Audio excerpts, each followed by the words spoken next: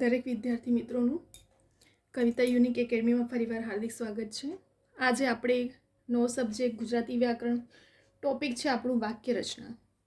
બરાબર, વાક્ય પરિવર્તન આપણા સિલેબસમાં છે જ. આવનારી સીસીની એક્ઝામ કે પછી જેટલી પણ ક્લાસ 3ની કોમ્પિટિટિવ એક્ઝામ છે એમાં ગુજરાતી વ્યાકરણનો એક ટોપિક આપણો વાક્ય રચના વિશે છે. બરાબર, વાક્ય રચના કે વાક્ય પરિવર્તન બંને એક જ વસ્તુ છે. તો હવે આજે આપણે સ્પેશિયલ એના પર એક વિડીયો લઈને આવ્યા છે, કેમ કે તમને ખબર જ છે હું જેટલા પણ વિડીયો લઈને આવી રહી છું એ મારા દરેક વિડીયો આવનારી જેટલી પણ કોમ્પિટિટિવ એક્ઝામ છે એના સિલેબસના એકોર્ડિંગ છે. બરાબર, જેથી કરીને એક સિલેબસ ગુજરાતી વ્યાકરણનો દરેક એક્ઝામમાં છે. તો ગુજરાતી વ્યાકરણનો જે 15થી 20 માર્ક્સનું પૂછાય છે એમાં આપણો એક ટોપિક છે વાક્ય રચના અને વાક્ય પરિવર્તન વિશે પણ છે. બરાબર, તો સ્ટાર્ટિંગથી લઈને એન્ડ સુધી વિડીયો જોજો. ઘણી બધી વસ્તુઓ શીખવા મળશે, નાની નાની વસ્તુઓ, જેથી કરીને એક્ઝામ ક્રેક કરવામાં તમને હેલ્પફુલ પણ થશે. હવે આજે આપણે સ્પેશિયલ એક ટોપિક લઈશું વાક્ય રચના વિશે. બરાબર, તો હવે આ જે વાક્ય રચના છે એમાં કયા ટાઈપના વાક્ય રચનાઓ પૂછાય છે કે વાક્ય પરિવર્તન પૂછાય છે એ હવે આપણે જોઈશું આ વિડીયોમાં. બરાબર, તો સૌથી પહેલાં અહીં છે આપણું વિધિ વાક્ય. હવે આ જે વિધિ વાક્ય સેન્ટેન્સ છે, બરાબર, આપણે પહેલાંથી ભણતા જ આવ્યા છે કે જે વિધિ વાક્ય હોય છે એટલે વિધાનને સંપૂર્ણ કરતું વાક્ય. બરાબર, વિધિ વાક્યનો મિનિંગ શું થાય કે વાક્યને એક જ લાઇનમાં સંપૂર્ણ કરાતું હોય એ વાક્યને જ વિધિ વાક્ય કહેવામાં આવે છે.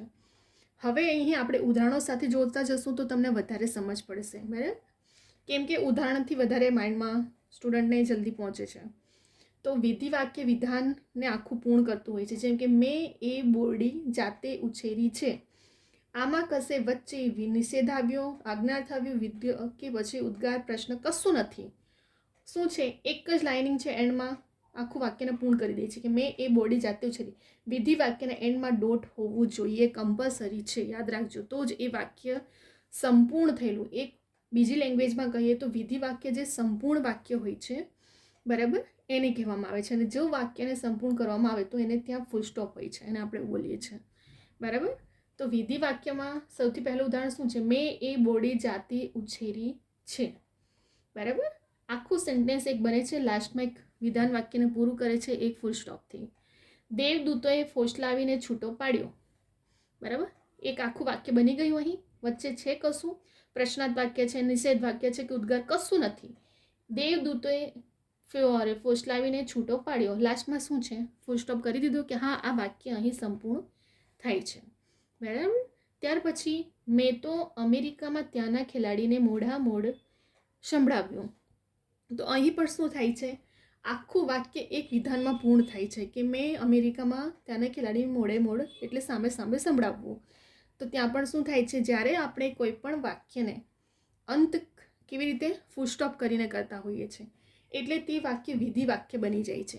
એટલે એમાં કોઈ પ્રશ્નાર્થ નથી હોતો, એમાં કોઈ ઉદ્ગાર નથી હોતો, એમાં કોઈ ઉદ્દેશ નથી હોતો, વિનંતી, આગ્રહ, પ્રેરણા કશું નથી હોતું, ખાલી એક વિધાન બની જાય છે. એને જ આપણે શું કહીએ છીએ, વિધિ વાક્યો કહીએ છીએ. બરાબર, ત્યાર પછી આવે છે આપણું નિષેધ વાક્ય. તો નિષેધના વર્ડમાં જ એની વ્યાખ્યા સમાયેલી છે.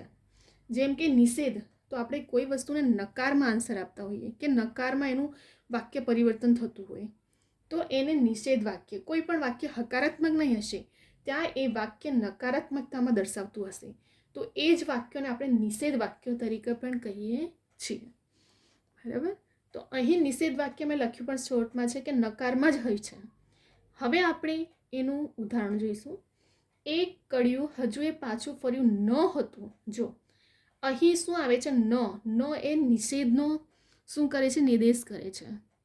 તો અહીં પણ શું થાય છે, એક કડિયું હજુ એ પાછું ફર્યું ન હતું. તો ન હતું, જ્યાં ન આવ્યો એનું નકારાત્મકતા એટલે નકાર દર્શાવે છે. તો આ પણ કયું વાક્ય છે, નિષેધ વાક્ય છે. ઈ ભેદભાવ સ્વર્ગમાં ન હોય બાપા. અહીં પણ નો ઉચ્ચારણ થયો. તો નો વાળું જે પણ આવતું હોય શબ્દ એ નિષેધ, નકારાત્મકતા દર્શાવતી હોય છે કે એ વાક્ય નિષેધ વાક્ય છે, એટલે નકાર કરવામાં આવ્યું છે અને એક્સેપ્ટ હકારમાં નથી કરવામાં આવ્યું. બરાબર, તો અહીં એક કડિયું હજુ એ પાછું ફર્યું ન હતું.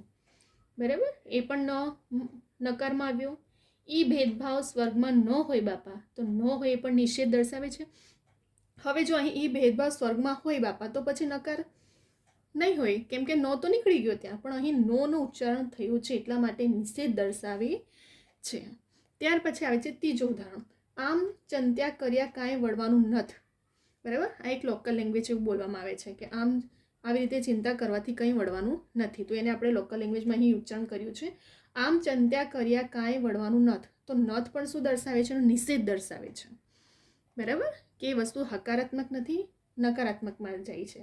તો આમ ચંત્યા કર્યા કાંઈ વળવાનું નથ શબ્દ ન નકારાત્મકતા દર્શાવે છે, એટલે કે એ વાક્ય નકારમાં હોય છે, જે વાક્યને નિષેધ વાક્ય કહેવામાં આવે છે. તો તમને એક્ઝામમાં એવી રીતે પૂછી શકે છે કે એક કડ્યું હજુ પાછું ફર્યું, પછી તમને શું કહેશે અહીં કે વાક્ય નીચે એક પણ સેન્ટેન્સ આપી દીધું હશે, જેમ કે બરાબર મેં એ બોડી જાતે ઉછેરી છે, તો એને નિષેધ વાક્યમાં ફેરવો. તો આપણે કેવી રીતે ફેરવશું? મેં એ બોડી જાતે ઉછેરી નથી. બરાબર, એને નકારમાં આપણે દે દૂતે ફોસલાવીને છૂટો પાડ્યો, દે દૂતે ફોસલાવીને છૂટો પાડ્યો નથી, એટલે નકારાત્મકતાને દર્શાવી દે છે કે એને એક્સેપ્ટ કરવું જ નથી ને, નકારમાં આપણે ના ઉચ્ચારણ વડે આપણે એને ફેરવી નાખીએ છીએ. બરાબર, તો એને જ નિષેધ વાક્ય કહેવામાં આવે છે. તો પરીક્ષામાં આવી રીતે પણ પૂછાય છે તમને કે જો સેન્ટેન્સ આપ્યું હશે તો તમને એવું કહેવામાં આવશે કે નીચેના વાક્યને ઓળખો, અથવા તો 4 ઓપ્શન આપી દેવામાં આવશે, જેમ કે મેં એ બોડી જાતે ઉછેરી, તો તમને 4 ઓપ્શન હશે: વિધિ વાક્ય, નિષેધ વાક્ય, અજ્ઞાત કે વિધેય. તો તમને ખબર હોવું જોઈએ કે વિધિ વાક્ય કોને કહેવામાં આવે છે અને નિષેધ વાક્ય કોને કહેવામાં આવે છે.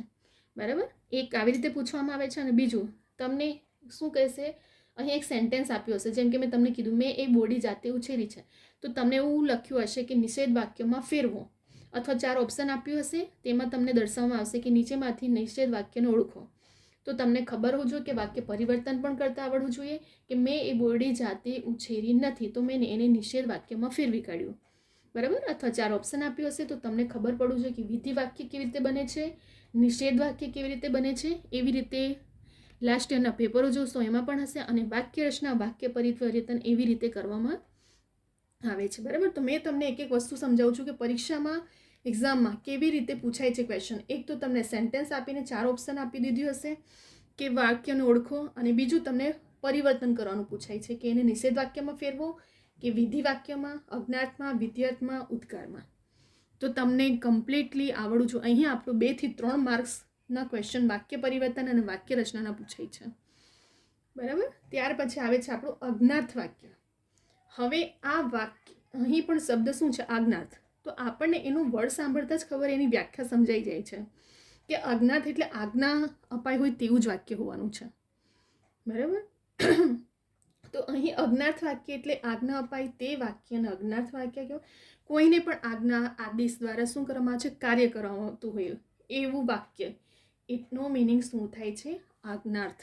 કોઈને આજ્ઞા કરાવીને કરવામાં આવતું કાર્ય, એને કહેવામાં આવે છે અજ્ઞાત વાક્ય. ક્લિયર અહીં? હવે એના આપણે ઉદાહરણો જોઈશું. ચંદુ જરા પંખો લાવતો. હવે જુઓ અહીં શું કરવામાં આવી? આજ્ઞા કરવામાં આવી, આદેશ આપવામાં આવ્યો. કોને? ચંદુને આપવામાં આવ્યો કે ચંદુ જરા પંખો લાવતો. અહીં આજ્ઞા આપવામાં આવી છે ચંદુને. તો કયું વાક્ય થયું? આ અજ્ઞાત વાક્ય બની ગયું. હવે શાંતિ રાખો. આજ્ઞા કરવામાં આવે છે કે શાંતિ રાખો. હવે તો એ વાક્ય શું દર્શાવે છે? આજ્ઞા દર્શાવે છે, આદેશ દર્શાવે છે. એ જ વાક્યને આપણે આજ્ઞાર્થ વાક્ય તરીકે ઓળખીએ છીએ. એલા આ બધા ડામચર્યો બહાર કાઢો. આપવામાં આવ્યો આદેશ, પણ આજ્ઞા પણ આપવામાં આવી અહીં કે આ બધા જે ડામચર્યો એટલે જે પણ હોય સામાન બધું, એને શું કરો? બહાર કાઢો. તો એ આ વાક્યમાં પણ શું દર્શાવે છે? એક આજ્ઞા દર્શાવી છે કે આ કાર્ય તમારે કરવાનું છે. કાર્ય કરવા માટે જે પણ આજ્ઞાનો યુઝ કરવામાં આવે છે, જે વાક્ય યુઝ થાય છે, તે જ વાક્યને આપણે આજ્ઞા કહીએ છીએ. કોઈ પણ વ્યક્તિને કોઈ પણ કાર્ય કરાવવા માટે જે પણ આદેશ કે આજ્ઞા આપવામાં આવતું હોય તેને આપણે આજ્ઞાર્થ વાક્ય તરીકે ઓળખીએ છીએ. હવે અહીં આપણે સેન્ટેન્સમાં જોઈશું, જેમ કે હા, તો હવે અહીં આપણે જેવી રીતે જોયું કે આ બધા વાક્ય શું દર્શાવે છે? અજ્ઞાત વાક્ય દર્શાવે છે. બરાબર, ત્યાર પછી આવે છે આપણું વિધેયર્થ વાક્ય. તો વિધેયર્થ વાક્યનું મિનિંગ શું થાય છે? જે વાક્યમાં સૂચન, વિનંતી, આગ્રહ, પ્રેરણા, સલાહ કે ઉપદેશ આપવામાં આવે છે તેને વિધેયર્થ વાક્ય કહેવામાં આવે છે. બરાબર, શેનો ભાવ હોય છે? સૂચનનો, વિનંતીનો, આગ્રહનો, પ્રેરણાનો, સલાહનો અને ઉપદેશનો ભાવ. તેને વિધ્યર્થ વાક્ય તરીકે ઓળખવામાં આવે છે. જેમ કે આપણે જોઈશું, તું ભણે તો સારું. શું કરવામાં આવ્યું અહીં? સૂચન છે, પ્રેરણા છે અને સલાહ છે આમાં. બરાબર? તું ભણે તો સારું એ શું દર્શાવે છે? પ્રેરણા, સલાહ, ઉપદેશ દર્શાવે છે. સાચું જ બોલવું, સાચું જ બોલવું એ પણ શું છે? એક બરાબર સલાહ આપવામાં આવી છે, ઉપદેશ પણ છે સમાયેલો એમાં. અને શું છે? સૂચન, સલાહ, ઉપદેશ છે કે તું ભણે તો સારું, સાચું જ બોલવું જોઈએ. એ બધું શું આમાં આ બધું આવી જાય છે. આમાં સૂચન પણ આવે છે, વિનંતી આવે છે, આગ્રહ આવે છે, પ્રેરણા આવે છે, સલાહ આવે છે અને ઉપદેશ પણ આવે છે. ઘોંઘાટ કરવો નહીં. શું આપવામાં આવી? ઉપદેશ આપવામાં આવ્યો. બરાબર, સૂચન આપવામાં આવ્યું કે ઘોંઘાટ કરવો નહીં. એ પણ શું દર્શાવે છે? વિધ્યર્થ વાક્ય દર્શાવે છે. કેવું વાક્ય? વિધ્યર્થ વાક્ય. ફરી એકવાર, વિધ્યર્થ વાક્ય એટલે કેવું વાક્ય હશે? સૂચન, વિનંતી, આગ્રહ, પ્રેરણા, સલાહ અને ઉપદેશ. બરાબર? તો આ આટલી બધી વસ્તુઓ જે પણ વાક્યમાં સમાઈ હશે તો એને શું કહેવામાં આવે છે? વિધ્યર્થ વાક્ય કહેવામાં આવે છે. જેમ કે અહીં આપણે ઉદાહરણમાં પણ જોયું કે તું ભણે તો સારું, સાચું જ બોલવું, ઘોંઘાટ કરવો નહીં. આ બધું શું દર્શાવે છે? બરાબર, વિનંતી છે, આગ્રહ છે, પ્રેરણા દર્શાવી છે અને સલાહ દર્શાવવામાં આવી છે અને ઉપદેશ પણ આપ્યો છે. બરાબર, ઘોંઘાટ કરવો ને એ પણ શું છે? એક ઉપદેશ આપવામાં આવ્યું છે. સાચું જ બોલવું જોઈએ, શું મળી? સલાહ આપવામાં આવી છે. તું ભણે તો સારું એ પણ શું છે? સલાહ છે. પ્રેરણા આપવામાં આવી છે. તો એને જ આપણે શું કહેવામાં આવે છે? વિધ્યર્થ વાક્ય આપણે એને બોલીએ છીએ. ત્યાર પછી આવે છે ઉદ્ગાર વાક્ય. હવે ઉદ્ગાર વાક્યમાં સૌથી મેન તમારું સમાયેલું છે આ ચિહ્ન. બરાબર, આ જો મેં નીચે દરેક સેન્ટેન્સમાં મારું આ ચિહ્ન છે કે ઉદ્ગાર વાક્યને ઓળખવું હોય તો હંમેશા આ ઉદ્ગાર વાક્યનું ચિહ્ન એ જ વાક્યમાં સમાયેલું હશે. વાહ વાહ, શું મીઠાશ અને હલક. તો અહીં પણ જો ઉદ્ગાર વાક્ય છે, ઉદ્ગાર વાક્યમાં આ ચિહ્ન સમાયેલું છે. હરી બોલ્યા, અરે ભાવરી. તો આમાં પણ શું છે? ઉદ્ગાર વાક્ય છે લાસ્ટમાં. ઉદ્ગાર ચિહ્ન યુઝ થયો છે. ભાત ભાતના ઝાડવેલા ફૂલ, અહીં પણ ઉદ્ગાર ચિહ્નનો યુઝ થયો છે. તો ઉદ્ગાર વાક્ય તો બહુ ઇઝી છે. આપણે એને જોતા સમજી જવું કે જો આવો ચિહ્ન વાપરવામાં આવ્યું, જો પ્રશ્નાર્થ વાક્ય હોય ને એ અલગ ચિહ્ન હોય છે અને આને કહેવામાં આવે છે ઉદ્ગાર. અમુક સ્ટુડન્ટને કન્ફ્યુઝન ના થાય. બરાબર, પ્રશ્નાર્થ ચિહ્ન સાતડા જેવો હોય છે, નીચે ટપકું હોય છે અને આ સીધો અને નીચે ફૂલ સ્ટોપ જેવો હોય છે. તો એને જ આપણે શું કહીએ છીએ? ઉદ્ગાર વાક્ય કહેવામાં આવે છે. તો અહીં આપણે 5 વાક્ય રચના જોઈ. એને જ આપણે પરીક્ષામાં વાક્ય પરિવર્તન કહીએ કે વાક્ય રચના કહીએ. તો આવનારી જેટલી પણ લેટેસ્ટ એક્ઝામ છે કોમ્પિટિટિવની, એમાં ગુજરાતી વ્યાકરણનો એક ટોપિક આપણું સિલેબસમાં છે વાક્ય રચના. અને એવું નથી કે ફક્ત કોમ્પિટિટિવ એક્ઝામના સ્ટુડન્ટ માટે જ આ યુઝફુલ છે. બરાબર, 8, 9, 10, 11, 12 કોલેજ જે પણ ગુજરાતી આર્ટ્સ લેતા હોય એમના દરેક માટે આ ગુજરાતી વ્યાકરણનો ટોપિક તો બેઝિક હોય છે. અને તમને એવું નથી કે ફક્ત ક્લાસ 3માં, જીપીએસસીને મેનમાં પણ ગુજરાતી હોય છે વ્યાકરણ. તો તમને દરેક એક્ઝામ માટે આ હેલ્પફુલ છે. બરાબર, તો તમને ખબર પણ હોવું જોઈએ કે આપણે ક્યાં એવું કહેવાય સ્માર્ટ પ્રિપરેશન જેને આપણે કહીએ છીએ. તો સ્માર્ટ પ્રિપરેશનનો મિનિંગ જ એ થાય છે કે પ્રિલિમ અને મેન બંનેની સાથે તૈયારી થતી જાય, એને જ આપણે સ્માર્ટલી પ્રિપરેશન. અને એ બધું ગમે તે રીતે ગોખવું નહીં, ગમે રીતે બુકો વસાવવી નહીં. જેટલી તમે બુકો વસાવશો એટલું તમે કન્ફ્યુઝ થતા જશો. જેટલું કરો કમ્પ્લીટલી કરો. બરાબર, બધું કરવા જશો એવું નહીં. જેટલું પણ કરો એને કમ્પ્લીટલી કરો. એને જ સ્માર્ટલી પ્રિપરેશન કહેવામાં આવે છે. જેમ કે તમે ગુજરાતી વ્યાકરણને પકડ્યું તો આખું ગુજરાતી વ્યાકરણ તમારું એક પોઈન્ટને ગોખવું જ ના પડે. એને સમજો, એના નિયમને સમજો કે નિયમ શું કહે છે, એને કેવી રીતે ઓળખી શકાય છે. મોઢે કરવા બેસો તો ગુજરાતી વ્યાકરણ ક્યારેય તમારું પતવાનું નથી અને ક્યારેય તમે માર્ક્સ એક્ઝામ ક્રેક કરવા માટે નહીં તમે વળશો. બરાબર, તો હંમેશા ગુજરાતી વ્યાકરણ નિયમ પર સમાયેલું છે. મારા જેટલા પણ તમે કોમ્પિટિટિવ એક્ઝામ માટે ગુજરાતી વ્યાકરણના વિડીયો જોજો સ્ટાર્ટિંગથી એન્ડ સુધી, આખું ઓથેન્ટિક બુકના નિયમો પ્રમાણે છે. અને ક્યારેય પણ તમે એક વખત મારો વિડીયો જોઈ લેશો તો તમને ક્યારેય પણ બુકને ગોખવાની કે મોઢે કરવાની જરૂર જ નહીં પડશે. ઓથેન્ટિક બુકના નિયમોના એકોર્ડિંગ એનું શું મિનિંગ નીકળે છે, કેવી રીતે ઓળખવામાં આવે છે, શોર્ટ ટ્રીક, એની અલંકાર, છંદ, સમાસ બધાની મેં બધું આખું ડીપમાં સમજાવ્યું છે. તો સ્ટાર્ટિંગથી એન્ડ સુધી મારા ગુજરાતી વ્યાકરણના દરેક વિડીયો જોજો. તમને 15 થી 20 માર્ક કવર કરવા માટે ઇનફ છે મારા દરેક વિડીયો. બરાબર, કેમ કે એક ટોપિક પર મેં આખું એક વિડીયો બનાવ્યો છે. જેમ કે અલંકાર પર, છંદ પર, સમાસ પર, સંધિ છોડો, સંધિ જોડો, ધ્વનિ શ્રેણી, બધા ટોપિક પર મારા વિડીયો છે. વિડીયો છે જ, બરાબર.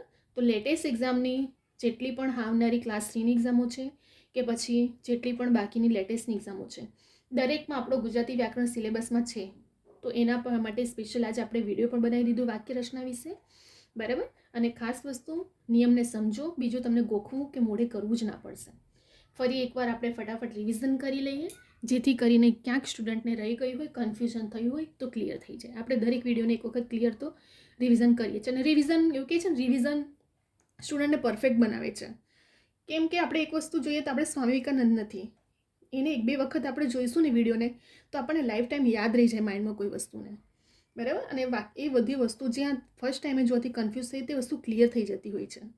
તો હવે આપણે ફરી એકવાર ફટાફટ રિવિઝન કરીએ. સૌથી પહેલાં વિધિ વાક્ય આપણે જોયું હતું. તો વિધિ વાક્ય એ આખું એક વિધાનને દર્શાવે છે અને લાસ્ટમાં એનું ફૂલ સ્ટોપ હોય છે, યાદ રાખજો. મેં એ બોડી જાતે ઉછેરી છે, દેવદૂતે ફોસલાવીને છૂટો પાડ્યો, મેં તો અમેરિકામાં ત્યાંના ખેલાડીને મોડા સંભળાવ્યું.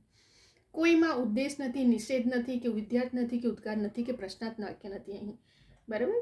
તો એને જ આપણે શું કહીએ છીએ? વિધિ વાક્ય કહીએ છીએ. ક્લિયર? આ દરેકમાં એવું છે, કંઈ પણ વચ્ચે મિનિંગ નથી નીકળતો, આખો એક સેન્ટેન્સ બન્યો છે અને લાસ્ટમાં ફૂલ સ્ટોપ છે. ત્યાર પછી આવે છે આપણું નિષેધ વાક્ય. તો નિષેધ વાક્યમાં શું છે? મેં તમને પહેલાં જ કીધું કે નકારત, હકારમાં નહીં હશે, નકારમાં જ હશે. તો આ જ વાક્યને આપણે નકારમાં જોયું કે એક કડિયું હજુ એ પાછું ફર્યું ન હતું, ઈ ભેદભાવ સ્વર્ગમાં ન હોય બાપા, આમ ચંત્યા કર્યા કાંઈ વળવાનું નથી. 3-3માં જુઓ, નકારાત્મકતા દર્શાવે છે. તો એ જ નકારાત્મકતા દર્શાવતા વાક્યને જ નિષેધ વાક્ય તરીકે ઓળખવામાં આવે છે. મેં તમને કીધું કે એક્ઝામમાં કેવી રીતે પૂછાય છે. તમને વાક્ય આપ્યું હશે, 4 ઓપ્શન આપ્યું હશે કે ઓળખો આ કયું વાક્ય છે, વિધિ વાક્ય છે, નિષેધ છે, કે અજ્ઞાત છે, કે વિધેય. તો તમને આ સેન્ટેન્સ વાંચતા જ ખબર પડી જવું જોઈએ રીડ કરતા કે આ વાક્ય નિષેધ દર્શાવે છે. કેમ કે ન હતું, નો, નથ બધું દર્શાવે જ છે અહીં. ક્લિયર? અને બીજું, જો તમને વાક્યને ફેરવવાનું પૂછાય તો પણ તમને ખબર હોવું છે કે નકારક કોને કહેવામાં આવે છે. અજ્ઞાત વાક્યો, આજ્ઞા અપાય છે તે વાક્ય, બરાબર. આજ્ઞા આદેશ દર્શાવતું હોય. ચંદુ જરા પંખો લાવતો, હવે શાંતિ રાખો, એલા આ બધા ડામચર્યા બહાર કાઢો. તો અહીં આજ્ઞા દર્શાવે છે કે ચંદુને પંખો લાવવાનું કીધું, શાંતિ રાખવાનું કહે છે અને ડામચર્યાને બહાર. તો શું કરવામાં આવી? આદેશ આપવામાં આવ્યો કે આજ્ઞા દર્શાવવામાં આવી. કોઈ પણ કાર્ય કરવા માટે બીજા વ્યક્તિને આજ્ઞા આપવામાં આવતું હોય તે વાક્યને અજ્ઞાત વાક્ય કહેવામાં આવે છે. ત્યાર પછી આવે છે વિધેય વાક્ય, જેમાં સૂચન હોય છે, વિનંતી હોય છે, આગ્રહ હોય છે, પ્રેરણા હોય છે, સલાહ હોય છે અને ઉપદેશ દર્શાવે. તેને આપણે શું કહીએ છીએ? વિધેય વાક્યો કહીએ છીએ. જેમ કે તું ભણે તો સારું, તો એ શું દર્શાવે છે? વિધેય દર્શાવે છે. તું ભણે તો સારું, શું આપવામાં આવી? પ્રેરણા આપે છે. સૂચન પણ આપ્યું કહેવાય એને, અને સલાહ પણ આપ્યું કે ભણવાથી તો સારું જ થાય છે. સાચું જ બોલવું, એ પણ શું છે? શું છે અહીં? સલાહ છે, ઉપદેશ છે, પ્રેરણા પણ મળે છે આપણને કે સાચું જ હંમેશા બોલવું જોઈએ. ઘોંઘાટ કરવો નહીં, સલાહ આપવામાં આવી છે. તો વિધેય વાક્ય 3-3માં જોશો, તેમાં સૂચન, વિનંતી, આગ્રહ, પ્રેરણા, સલાહ અને ઉપદેશ અહીં આપણને દર્શાવે છે. ત્યાર પછી આવે છે આપણું ઉદ્ગાર વાક્ય. ઉદ્ગાર વાક્ય મેં તમને ઇન શોર્ટમાં સમજવા કીધું કે ફક્ત એક ચિહ્ન પરથી જ આપણે ઉદ્ગાર વાક્યને ઓળખી શકીએ છીએ. આ, વાહ એવા ઉદ્ગાર વાક્ય યુઝ થતા હોય છે. કેમ કે વાહ વાહ શું મીઠાશ અને હલક. તો અહીં પણ જુઓ, વાહ વાહ એ શું દર્શાવે છે? ઉદ્ગાર દર્શાવે છે. તો અહીં પણ ઉદ્ગાર ચિહ્ન છે 3માં. હરી બોલ્યા અરે બાવરી, ત્યાં પણ શું છે? ઉદ્ગાર ચિહ્ન છે. ભાતના ઝાડ વેલા ફૂલ, અહીં પણ ઉદ્ગાર ચિહ્ન છે, બરાબર. તમને પ્રશ્નાર્થ ચિહ્ન અલગ હોય છે ઉદ્ગાર વાક્ય. તો આપણને આવી રીતે વાક્ય પરિવર્તન અને વાક્ય રચનાને ઓળખી શકીએ છીએ. અહીં આપણે 5 વાક્ય રચના જોઈ લીધી છે. તમે આનો સ્ક્રીનશોટ પણ લઈ શકો છો. અધરવાઇઝ વિડીયો ડાઉનલોડ કરીને 1, 2, 3 વખત જોશો તો તમને એકદમ કમ્પ્લીટલી યાદ પણ રહી જશે, બરાબર. તો હવે આપણે ગુજરાતી વ્યાકરણનો એક ટોપિક અહીં પણ 2 થી 3 માસ કવર કરવા માટે ઇનફ છે આ વિડીયો. સ્ટાર્ટિંગથી એન્ડ સુધી જોજો, દરેક વસ્તુ શીખવા મળે છે. અને મારા દરેક વિડીયો પણ ગુજરાતી ગ્રામરના જોજો, ગુજરાતી વ્યાકરણ વિશે, બરાબર. તમને એક્ઝામ ક્રેક કરવા માટે બહુ હેલ્પફુલ છે. ઇન શોર્ટ મેથડ છે મારી બધામાં, અને એ પણ ઓથેન્ટિક બુકના નિયમો એકોર્ડિંગ કે તમને કોઈ દિવસ બીજી બુકો ગોખવું કે મોઢે ના કરવું પડશે. પ્રિલિમ અને મેઇન બંનેમાં તમને આ યાદ હેલ્પફુલ રહેવાનું છે. ક્લિયર અહીં? તો હવે વિડીયોને આપણે સ્ટોપ કરી રહ્યા છે. તમે આનો સ્ક્રીનશોટ લઈને ડાઉનલોડ કરજો. રિવિઝન માટે કેટલાક સ્ટુડન્ટો નોટબુક પણ બનાવતા હોય છે, તો લખીને પણ તમે જાતે રિવિઝન એન્ડ એક્ઝામ માટે યુઝફુલ રહેશે તમને, બરાબર. અને બીજી વસ્તુ કે હવે આપણે લાઈક, કમેન્ટ અને શેર કરવાનું ભૂલતા નહીં. તમારા જેટલા પણ વિદ્યાર્થી મિત્રો છે તેમને આ વિડીયો શેર કરો. હું દરેક વિડીયોમાં કહું છું કે દરેક સ્ટુડન્ટ કોચિંગ એફર્ટ નથી કરી શકતા, તો એમના સુધી આ વિડીયો પહોંચે એવી મારી આશા છે. કેમ કે દરેક સ્ટુડન્ટ એક્ઝામ ક્રેક કરે, મેરિટમાં આવે, બરાબર. નાની નાની ભૂલોથી બ્રિલિયન્ટ સ્ટુડન્ટો રહી જતા હોય છે. તો આ નાની નાની ભૂલોને આપણે પકડવાનું છે અને સમજવાનું છે કે આપણી પ્રિપરેશન તો બધા જ કરતા હોય છે, બરાબર. દરેક સ્ટુડન્ટ પ્રિપરેશન કરે છે પણ દરેક એક્ઝામ ક્રેક નથી કરતા. તો એમાં ફરક શું હોય છે આપણે ઓળખવાનું હોય છે કે મારી ભૂલો ક્યાં થાય છે, ક્યાં મારી નાની ભૂલોના લીધે મેં એક્ઝામ ક્રેક કરવાથી રહી ગયા આપણે, બરાબર. તો આવી નાની નાની ભૂલોને સમજો, ઓળખો અને ક્યારેય પણ પેપર આપતી વખતે બહુ સ્ટ્રેસમાં નહીં પેપર અટેમ્પ કરવું, બરાબર. પેપર આપવાના અડધો કલાક પહેલાં પહોંચી જાઓ, જેથી કરીને તમે રિલેક્સ હશો તો માઇન્ડ ત્યાં તમારું વધુ કામ કરે છે, બરાબર. અને હંમેશા જે તમને પહેલાં આવડતું હોય એને અટેમ્પ કરો અને પછી જે ના આવડતું હોય કન્ફ્યુઝન એને લાસ્ટમાં રાખો, જેથી કરીને માઇન્ડ જેટલું રિલેક્સ હશે ને એટલું લાસ્ટમાં તમારું વધારે ત્યાં જ્યાં કન્ફ્યુઝન પોઈન્ટ હશે ને કામ કરશે ત્યાં, બરાબર. તો સબસ્ક્રાઈબ ખાસ કરીને કરવાનું ભૂલતા નહીં. કેટલા સ્ટુડન્ટ્સ છે લાસ્ટ ટાઈમે ફોર્મ ભરવાનું ચૂકી ગયા હતા, તો સબસ્ક્રાઈબ કરવા માટે નોટિફિકેશન માટે બેલ આઇકોન ઓન રાખજો, જેથી કરીને જેટલી પણ મારા ડેલી રેકોર્ડેડ લેક્ચર અપડેટ થાય છે અને જેટલી પણ લેટેસ્ટ એક્ઝામની ઇન્ફોર્મેશનો છે તે તાત્કાલિક અપડેટ કરવામાં આવે છે. તો તમને દરેક ઇન્ફોર્મેશન એક્ઝામ રિલેટેડ મળતી રહે અને મારા રેકોર્ડેડ લેક્ચર ડેલી અપડેટ થાય છે એ પણ એક્ઝામ ક્રેક કરવા માટે બહુ ઇમ્પોર્ટન્ટ છે, યુઝફુલ થશે તમને. તો ડેલી અપડેટ માટે તમને નોટિફિકેશન માટે એ માટે સબસ્ક્રાઈબ ખાસ કરવાનું ભૂલતા નહીં. અને લાઈક કરો, કમેન્ટ કરો, બરાબર. તમારા સ્ટુડન્ટ વિદ્યાર્થી મિત્રોને પણ શેર કરો. બીજું, કવિતા યુનિક એકેડમી મારી ઇન્સ્ટાગ્રામની આઈડી છે, જેના પર તો કોઈ તમને ક્વેશ્ચન કે ક્વેરી હોય એક્ઝામ રિલેટેડ તો મને પૂછી શકો છો. ઘણા સ્ટુડન્ટ પૂછે છે ને એમને આન્સર પણ આપવામાં આવે છે, સોલ્યુશન મળતું હોય છે, બરાબર. તો હવે અહીં આપણે વિડીયોને સ્ટોપ કરી રહ્યા છે. નેક્સ્ટ વિડીયોમાં આપણે બીજા બધા ટોપિકો પણ લઈને આવશું.